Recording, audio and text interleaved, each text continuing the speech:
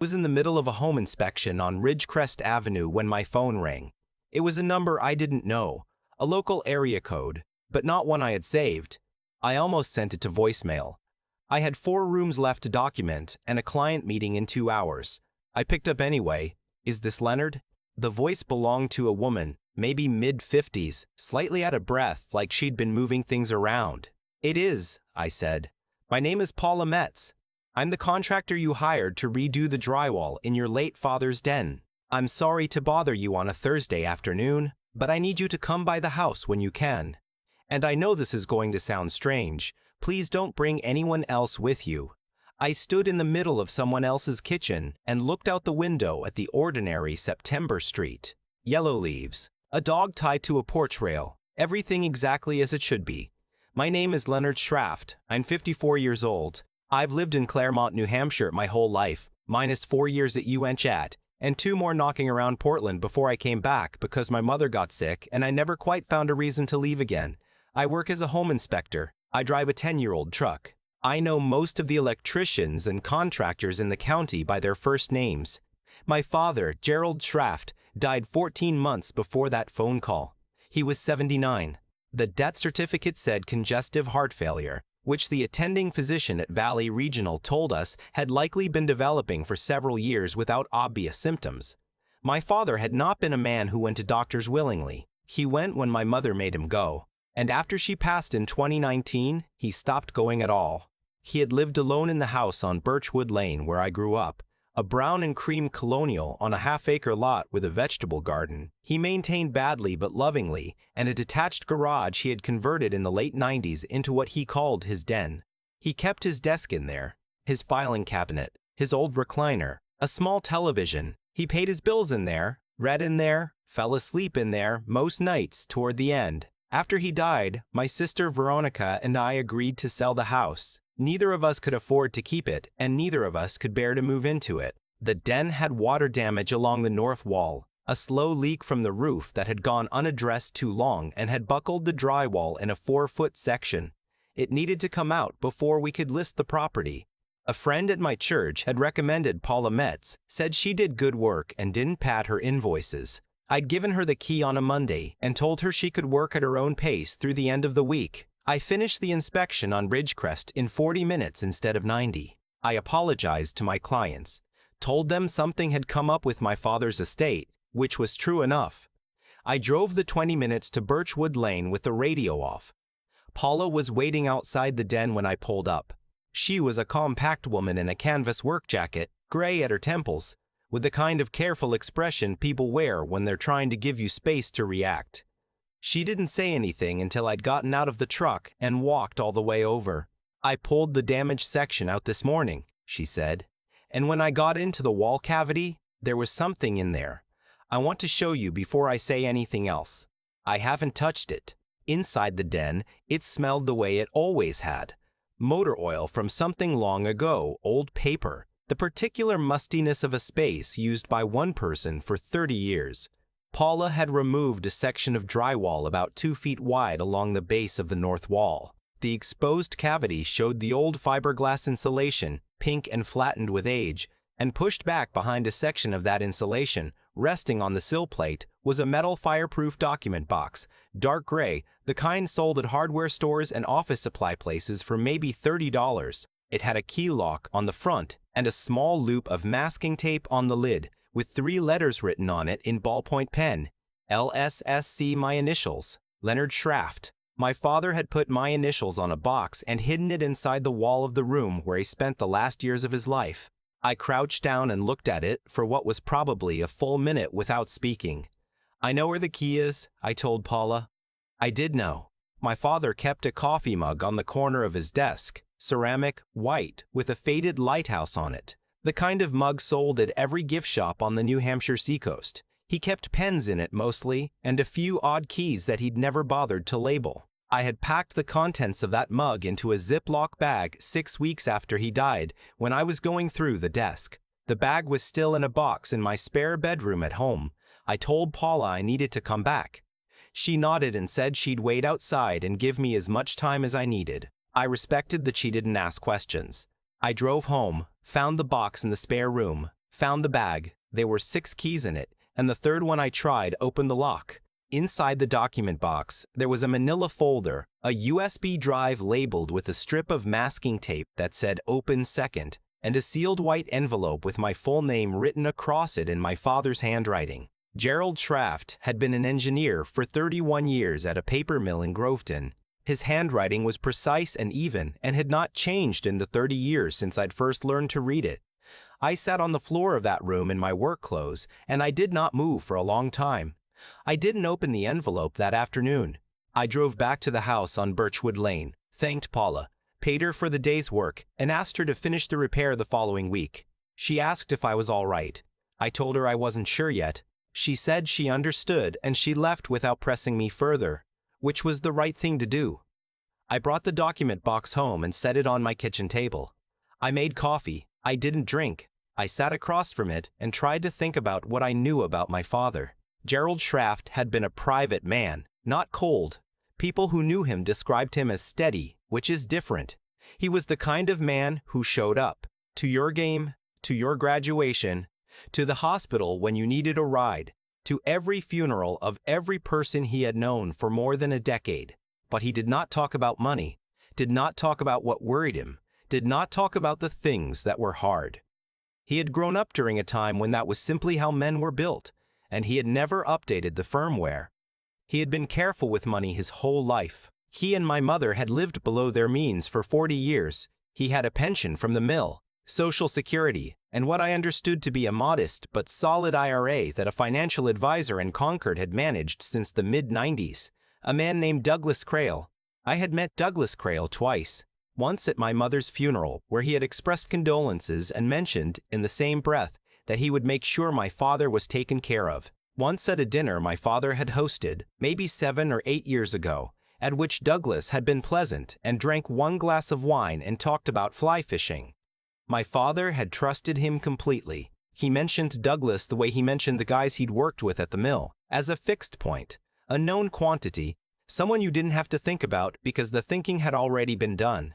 I opened the manila folder first. The first page was a handwritten list in my father's neat block lettering, dates in the left column, dollar amounts in the middle, brief notations on the right.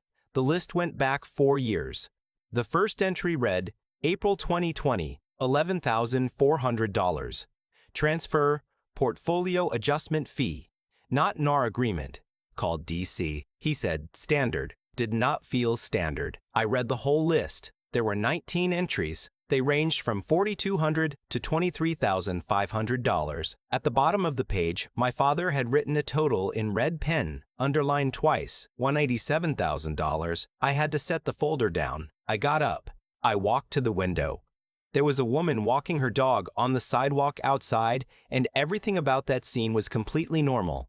And I stood there watching it for a moment because I needed something normal to look at. Behind the first page were photocopies, bank statements with specific lines circled in red, a copy of the original investment management agreement my father had signed with Douglas Crail's firm, a company called Granite Ridge Advisors, dated 1997. Besides several pages, my father had written margin notes. On page 4 of the agreement, this page is different compared to my copy. I went to the filing cabinet in my father's den. Paula had worked around it and found his copy of the Granite Ridge Agreement in a hanging folder labeled Financial Active in the second drawer.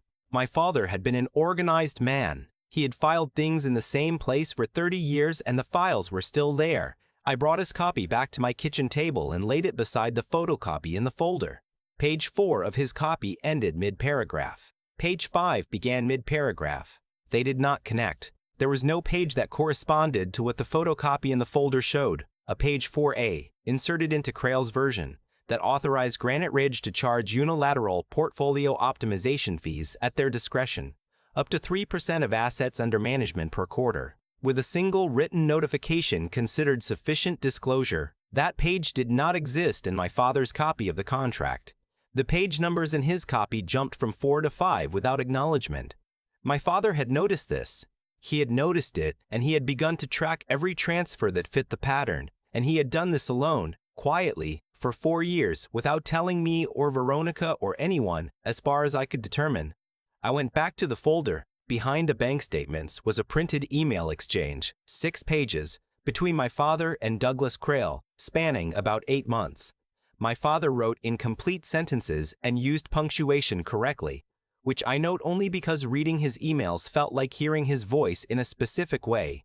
Douglas Crail's responses were smooth and professional and said very little. When my father asked directly about the page discrepancy, Douglas wrote back within an hour. Gerald, as we discussed at your onboarding, the fee structure has always been clearly outlined. I'm happy to walk you through the documents again, if that would help. Sometimes the formatting in the client copies differs slightly from the master file. Nothing to be concerned about. My father's response to that had been a single line. The formatting differs, but the content also differs. I would like to see the master file. Douglas had never responded to that email. That was 8 months before my father died. I was sitting at the kitchen table reading those emails when I noticed a handwritten note clipped to the inside back cover of the folder. It was shorter than everything else. Just 4 lines, written at a different time than the rest. The pen pressure heavier. The letters slightly larger than my father's usual hand, as though he had written it quickly, or with more urgency than he typically allowed himself. It said, "The Hawthorne account. Ask about the Hawthorne account." I found the name in a forwarded email DC sent by mistake. I think there are others like me. I think this has been going on for a long time. I read that note 4 times. Then I picked up the USB drive. I don't keep a personal laptop. I use a tablet for work and my phone for everything else. I drove 20 minutes to Veronica's house. She lives in Newport with her husband and their 2 kids, my niece and nephew. I told her I needed to use her laptop for a few hours, that it was related to Dad's estate, that I'd explain when I knew more. She looked at me the way sisters look at you when they know something is wrong and they're choosing to trust you rather than push. She brought me coffee and left me alone at her kitchen table. The USB drive had 3 folders on it. The first folder was labeled Statements, and it contained scanned copies of every quarterly statement Granite Ridge Advisors had sent my father for the previous 6 years. My father had scanned everyone.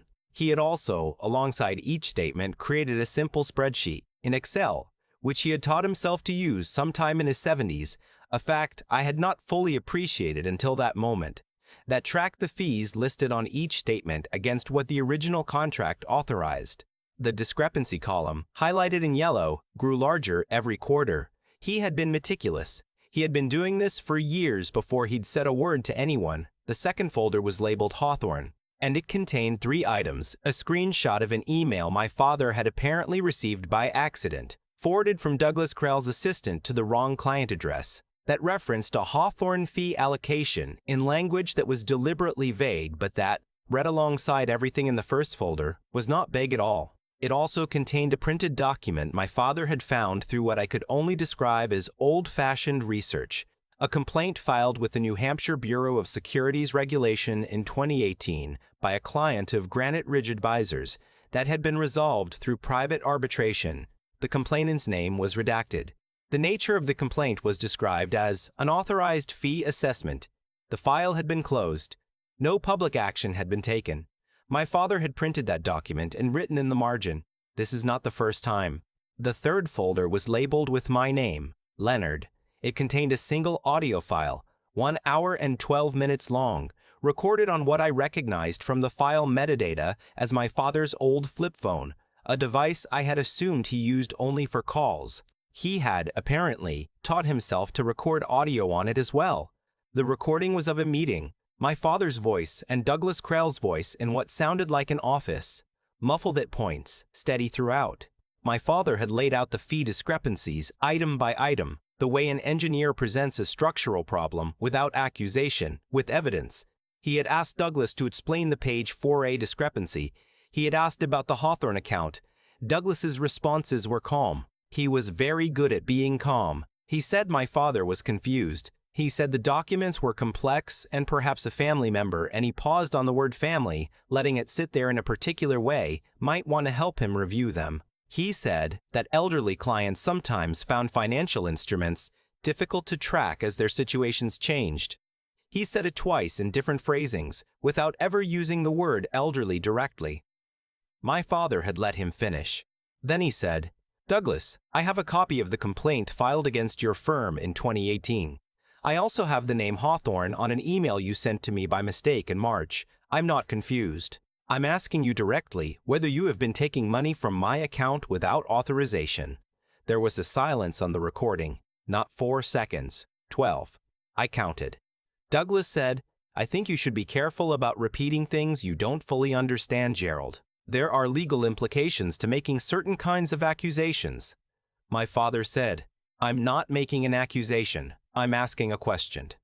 Douglas said, "I think you should go home and rest. Seriously. Have you been sleeping all right? At your age, fatigue can affect." The recording ended there. My father had apparently stopped it. I drove home from Veronica's house slowly, in the dark, with both hands on the wheel. When I got home, I opened the sealed envelope. It was 3 pages, handwritten on lined paper, front and back. The first 2 pages were the kind of private things a man writes to his son when he believes he may not have much time. Things I have read many times since and will not write here because they belong to me in a way that almost nothing else does. What I will share is the portion that bears on everything else. He wrote, "I have been slow about this, and I know it. I kept thinking I needed more proof before I brought it to you, and then more proof again. I didn't want to be wrong. I didn't want to put something in your head that turned out to be nothing. You would have worried.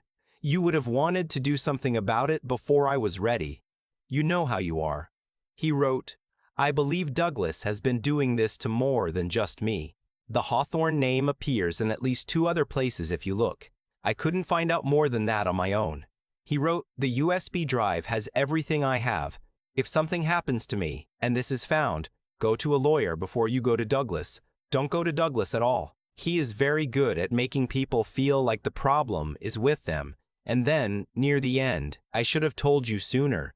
I kept waiting until I was certain. And I want you to understand that the waiting was not about you. I was trying to be fair to everyone, including a man who was not being fair to me. I don't know if that was wisdom or stubbornness. Probably both. You know how your grandfather was. You know how I am. I found a lawyer through a colleague who had gone through a contested estate. Her name was Frances Doherty. She worked out of a small firm in Concord that handled civil litigation and financial disputes. I called her on a Friday morning and she called me back within 2 hours, which I mentioned because it told me something about her priorities. I told her everything, all of it. She asked almost no questions while I was talking. When I finished, she said, "Leonard, I need you to bring me the physical document box, the USB drive, the folder, everything, and I need you to not contact Douglas Crail, not mention this to anyone outside your immediate family, and not make copies of anything until we've talked in person. Can you do that?" I asked her what she thought we were looking at.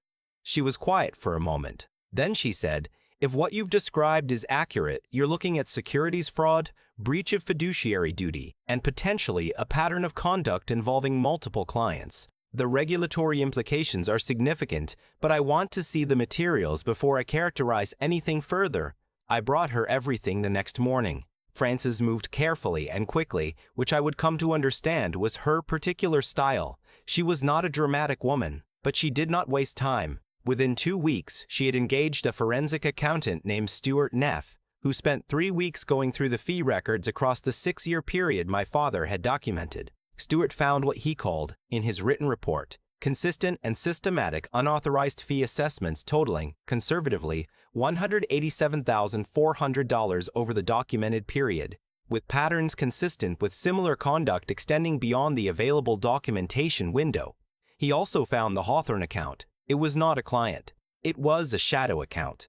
A routing structure Douglas Crail had established, apparently through a series of shell transfers that moved assessed fees through 2 intermediary accounts before landing in an entity registered in Delaware under the name Hawthorne Capital Holdings. Hawthorne Capital Holdings had 1 registered officer. It was not Douglas Crail. It was his wife's brother, a man named Strickland who lived in Tempe, Arizona, and who appeared to have no financial industry credentials of any kind. Frances had, by the time Stuart delivered his report, already been in contact with the New Hampshire Bureau of Securities Regulation and with the senior investigator at FINRA, the Financial Industry Regulatory Authority, the body that oversees broker-dealers and their registered representatives. The FINRA investigation, she told me, had been looking at Granite Ridge Advisors for 14 months through a separate complaint. My father's materials, she said, were significant. They were organized. They were documented in a way that made the investigator's job substantially easier than it might otherwise have been. An engineer's habits of mind, she said. His records were excellent. I had to stand up and look out the window again when she told me that. Douglas Crail was suspended from practice by Finray on a Tuesday in January, 8 months after Paula Metz had found the document box in the wall. He was barred from the industry permanently 6 months after that, following a consent order in which he neither admitted nor denied the findings, which Francis explained to me was standard procedure and which I found, like most standard procedure, deeply unsatisfying. Criminal charges were referred to the New Hampshire Attorney General's office. The investigation into those charges is still ongoing as of the time I'm writing this. I have been told not to expect a rapid resolution. I have been told to be patient. I am trying. The civil suit, which Francis filed separately, named Granite Ridge Advisors, Douglas Crail personally, and Hawthorne Capital Holdings. The pretrial process took 11 months. The settlement, which I was advised to accept, and which Francis negotiated with considerable skill, returned my father's money, plus statutory interest, plus damages. I donated a portion to the scholarship fund at the engineering school at UNH in my father's name. He had wanted to go to UNH when he was young and couldn't afford it. It seemed like the right thing. There was one more thing. There is always one more thing. 3 months into the investigation, Francis called to tell me that the forensic review had turned up something that had nothing to do with the fee structure. My father had not been the only one who had noticed the irregularities at Granite Ridge. A second client, a retired schoolteacher in Keene, a woman in her late 60s who had been with the firm for 11 years, had raised similar concerns through a different channel. She had written a formal complaint to the firm which the firm had logged and ignored.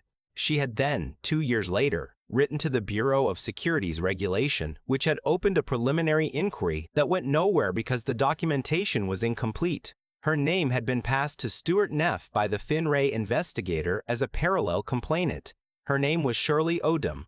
I knew that name. My father had mentioned a Shirley once, maybe twice in passing years ago. She had been in his investment group, a small group of local clients Douglas had introduced to each other at a client appreciation dinner a decade back as a networking gesture. My father had found those events tedious and had gone once and not gone again, but he had mentioned Shirley as someone sharp, someone who asked good questions. She had been asking the same questions he had been asking. She had been doing it alone, the same way he had been doing it alone, and neither of them had known about the other. Francis put us in touch. Shirley and I spoke on the phone for about 40 minutes one Wednesday evening. She had a dry sense of humor and she cried once, briefly, when I told her about the recording my father had made in Douglas's office. She said her son didn't understand why she hadn't told him sooner. I told her I understood exactly why. I think about that a lot. About two people, separately, doing the careful work of documenting a wrong in private, each one believing they had to be certain before they said anything, each one protecting the people they loved from a worry that might turn out to be unfounded, each one running out of time in their own way before the picture was complete. My father was not a man who asked for help easily. I say that without judgment because I understand it from the inside in a way that has nothing to do with learning and everything to do with inheritance. He had been trying to protect me from something that turned out to be real. He had been right about almost everything except the timing, and the timing had not been entirely in his control.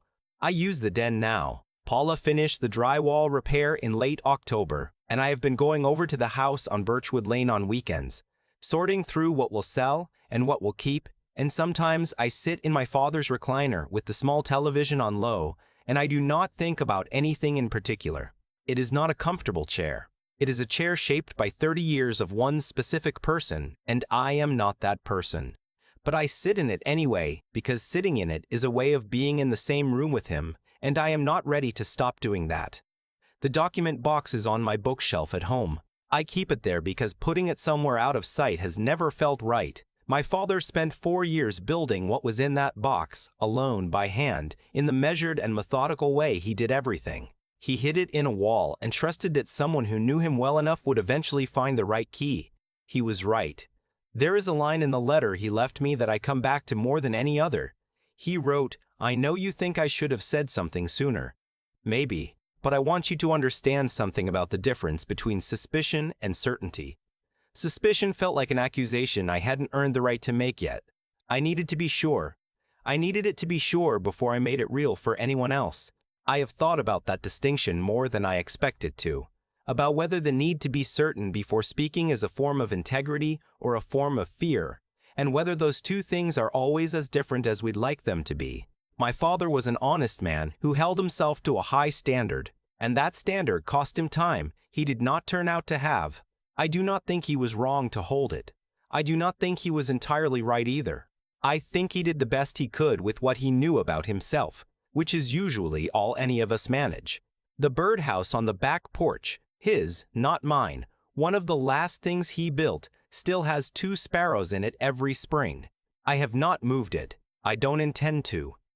I've thought a lot about the word patient since all of this happened. People use it like it's always a virtue. Be patient. Give it time. Wait until you're sure. My father was the most patient man I've ever known, and his patience was both his greatest strength and the thing that almost buried the truth along with him. That's not a criticism. I want to be clear about that. Gerald Schraft was a man who held himself to a standard that most people, myself included, quietly admire but rarely manage to actually live by. He would not accuse without proof.